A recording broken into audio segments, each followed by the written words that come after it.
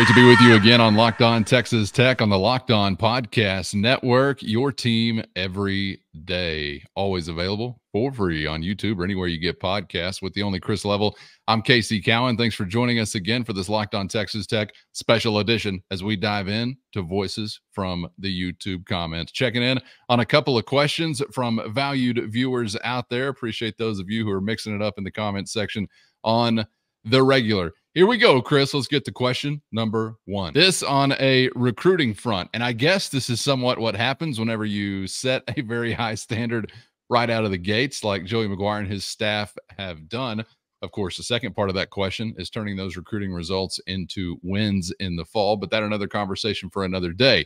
This just particularly looking at this most recent class that they are still in the midst of putting together. Chase Wade asks this question: what's going on with recruiting this year? Now ranked 41st, losing guys to Texas Christian, Baylor, Arizona.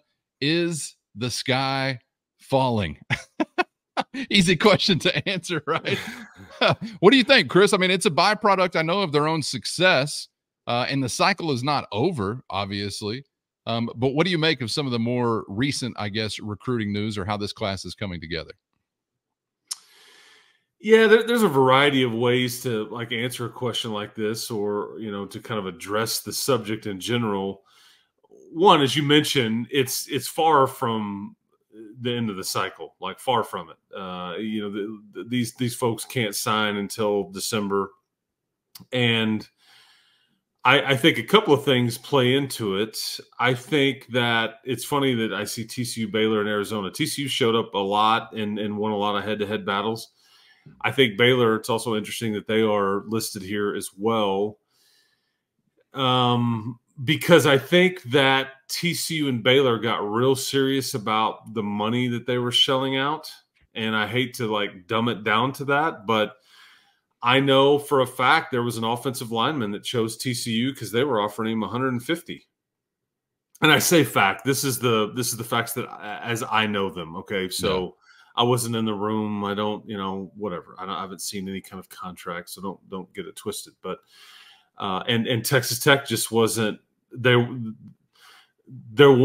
not willing to just pay true freshmen these kinds of dollars because they haven't done anything yet. And so I think that TCU and Baylor got real serious about throwing a lot of money around. I mean, Dave Aranda was pretty brazen about hey, what you some kind of on a hot recruiting streak lately? What gives? He's like, well, we're paying guys, right? Well, coach, what do you mean? Well, we're paying them. What else is there for me to get into? We're paying them better or more than we were, and all that kind of stuff.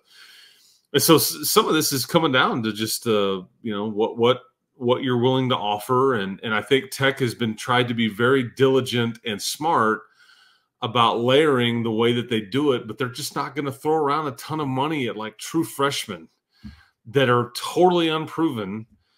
And because, you still have to, one, you have to hit on them. And then two, you have to, you may have to hold on to them.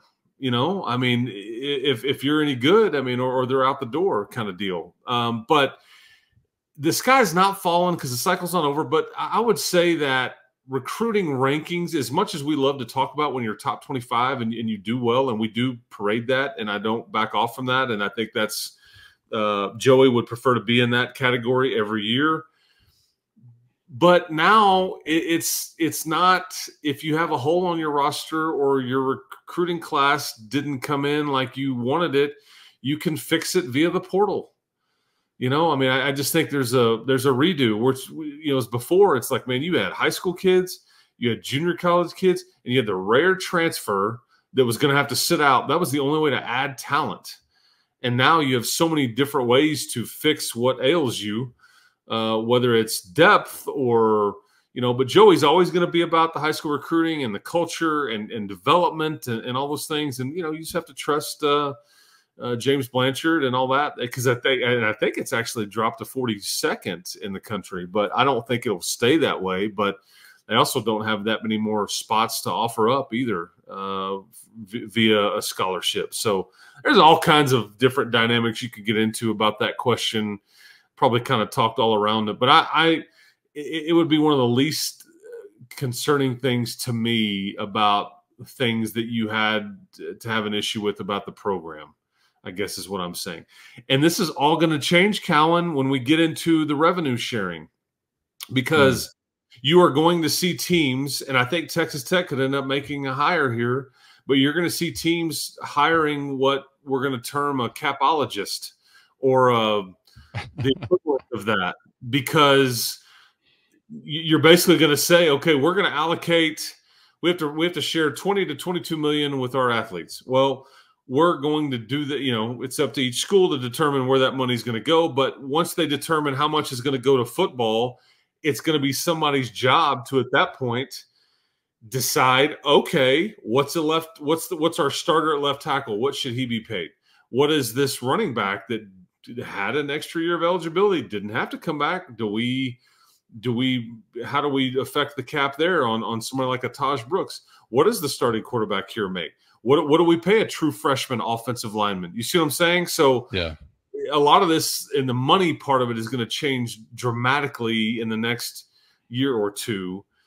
And so I think that the folks that are handing out big money to get the recruits right now, I mean, heck, you know, some of these kids that are taking it could get less next year. I don't know. I mean, it just depends on where they are and how that school chooses to do business. Well, and you bring up an interesting point, one I hadn't considered a ton before this conversation, but the ways in which you can build a roster now and not being exclusively reliant on high school recruiting or junior college recruiting, I mean, has changed it in a big, big way. And I don't think there's a ranking out there like this, but you could probably find, I have seen, you know, transfer portal class rankings. And I wonder if you had some type of, you know, amalgamation of a high school ranking or a traditional kind of prep ranking in combination with the portal class ranking, where Texas Tech might be sitting. I think you would be sitting higher than, you know, 41st or 42nd. You may be back in a top 25 kind of mix at that point in time. I don't know, but I think it's great to point out that obviously that is a big factor as well. And I don't know, Chris, should I call it the biggest factor? I mean, is it more dependent upon the portal as to how quickly you can either fill a hole on your roster or rebuild a roster? Or does the majority of that, you think, still definitely come from like a high school pond, a JUCO pond, or kind of a traditional recruiting aspect? Yeah, I mean, so I'm clear, Joey's always going to want it to be about the high school recruiting base. That's where they're going to, you know, butter their bread. I think they won't want it any different. But if you, like in a year like this, if you feel like this is a down class, if you know, then I guess in 2 to 3 years, if it really turned out to be that way, which it may not be, but if signing day were tomorrow and you inked the 42nd best class in the country, if it did have holes in it, you could have fixed it by the time that you're heavily. Is that making sense? Yeah, yeah, and that's what I mean by I can't be made to lose sleep over this like I used to when this was it. Like it was, you better pick right and you better develop the heck out of them because you can't really fix it. And you're just like in this, and then they used to have the rules where you can only bring in 25 new dudes a year. Well, what happens if we have 45 kids that suck? We want to flush a bunch of them. You're telling me we can only bring in 25 new ones. Well, what about the other 20? Math, you know? So, but now, I mean, you can fix this rather quickly. So, and that's why, because you've lost a few kids to some like in-state kids to some out-of-state programs. I mean, you lost one, I think, you know, some of the West Coast schools have kind of had some of your guys and things like that. I mean, typically what we see is if they're any good, I guess don't be surprised if those types of guys end up coming back to the state of Texas, I guess is my point. So sure. Like, you know, this is why you maintain your class, your relationships with these kids, because I mean, there's just a lot of there's a lot of boomerang going on with you know, I mean, yeah. And you think about it, like you talked about the way to look at a recruiting class. Like where does Cam Brown factor in on that? Where does like Jason Llewellyn, the stud out of Aledo that went to Oklahoma that was walked on here? What about Javion Wilcox? It was a stud 4-star guy that went to TCU that you got to walk on at your place that will probably eventually be on scholarship. I mean, see, those guys factor into your deal here too. So it's not just all about that recruiting class and on paper and all that. Yeah, you want to be good at all this stuff, right? But I just Joey and James Blanchard and all what they've put together, they've just shown me a variety of different ways to maintain competitiveness and depth and leave no rock on, without turning over every rock, all that kind of stuff. So I say that to say, Chase, I hear you, but I just we'll hit pause on the sky falling, I guess, part, because even if you do ink the 42nd best class, you can fix it. Whereas used to, you're kind of stuck with what you've. That's it. Yeah, kind of a different era. And as I'm talking about the balance of where you're, pulling your athletes from, certainly not as wild of a swing from a football perspective as maybe we've seen from a men's basketball perspective. So a little different conversation to be had there. Appreciate the question. Let's get on to question number 2. Today's episode brought to you by eBay Motors, and eBay Motors has everything you need to maintain your vehicle and keep that ride or die ride on the road, or elevate your car's game to the next level of performance. Superchargers, exhaust kits, LED headlights, roof racks, and accessories of all kinds to fit your style. Whether it's power, speed, or design you're into, eBay Motors has you covered with over 122 million parts to perfectly fit what you need. Just head over to ebay.com/motors now, where you'll always find exactly what you're looking for, and at no risk because of eBay's guaranteed fit. Your part is guaranteed to fit just right every time, or your money back, keeping you burning rubber and not burning cash. With all the parts you need at the prices you want, it's easy to keep your ride or die on the road and moving your life forward at ebay.com/motors. eBay guaranteed fit, only available to U.S. customers. Eligible items only. Exclusions do apply. This question, Chris, from our buddy Ed Enriquez, who says, any thoughts on the piece by Andrew Hughes of Fly War Eagle talking about Tech as a replacement for A&M if they leave for the Big Ten? Are the Ags that upset that they'd leave the SEC? There was also some noise about this because of a clip from Stephen Willis, I think is his name, of Locked On Ole Miss. Yes. I got to be honest, I've paid zero attention to this because I just thought it was entirely – I don't know, podcast message board kind of stuff. To me, this has had no legs whatsoever, but maybe I'm missing something entirely. So what do you think about this little bump in the news cycle this week that's kind of involved this conversation about the Aggies catching feelings because the Longhorns are now in the SEC? They want to go to the Big Ten. And here you go, plug and play Texas Tech if that were to be the case. Something, nothing, smoke, vapor. What do you think? Well, and Stephen Willis, he was an old time Rivals guy. I've known him for a long time, now we're locked on teammates. I guess that's right.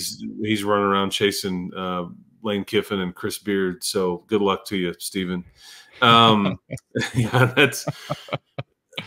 Look. Texas, I don't care how upset they are. They're not going to the Big Ten, and it's, while they may want to, the Big Ten is not interested. I don't think. I just don't. I think this is what happens. I want to be careful how I phrase this, because you can never say never with this stuff. We've seen some craziness happen over the last decade. The Texas OU, USC, UCLA, just all the different dynamics that have played out as far as realignment go. I mean, and so never say never. However, the realignment thing is clickbait for a lot of folks. It's also, this is the kind of conversations people get into when there aren't games being played, and it's July. And things get extra trips around the news cycle, more legs than they should. And a lot of it is, well, I really want this to be true, so I'm going to talk about it a lot more and all this stuff. But do I think that the Big Ten is reaching their hand out and extending anything to Texas A&M? That's laughable to me. I don't think the Big Ten wants to be in the South. Personally, I don't. I just don't. I don't envision that as a real scenario. No, none at all. So I don't care whether they're pissed or not. I don't think that's an option. I think it's fun to discuss. I would love to know the actual context or the tone of said comment, specifically as it was made, but I don't think there's any legs to that. While the legs may be on the A&M side and they could be pissed and want to go and all that, I don't think there would be any legs to the Big Ten side of it. How about that? So anyway, I would say, yeah, Ed, rest easy. But it's fun to hypothetically, I guess, talk about if something were to shake, would Tech want to go to the SEC? I think you absolutely would, because there's not an administration in the country that's not going to turn down the paycheck that comes with it. That's just what we've seen. And there's a lot of people that do think that ultimately, if the ACC were to fold, that all of these leagues with 3 left would just end up at like 20. And so, but I think if the ACC folded, I think that's where the North Carolinas, the Florida States, Clemsons end up going to the, and all that. But the Big Ten, I just don't see there any interest in the Aggies there. No. Okay, cold bucket of water thrown on. Well, that. I'm just trying to keep it real, man. I mean, that's what I assumed. I didn't pay attention to it really. Yeah, I try to be very. You just try to be realistic with this stuff. I mean, because you and I have been on a million radio shows talking about realignment every which way you possibly could, getting through the dog days of summer at points where there was real news. I mean, I was in a car driving down I-27 chasing down Larry Scott before he tried to get out of town back when it was going to be the Pac-16 and all that. And he swooped into Jones AT&T Stadium and swooped out. He was in Lubbock for about 3 or 4 hours. And it's like, oh my God, our pets' heads are falling off. Are we about to go out west? What the hell's going on? I mean, so there's been real stuff that has happened, but so much of it is hypothetical. And there's so many people on the social media that just throw stuff out there, and enough people believe it for them to continue to do it. But this particular instance, I don't buy it. And I know, we'll talk about some of the other Big 12 and all those possibilities with some of those ACC schools at some point soon too.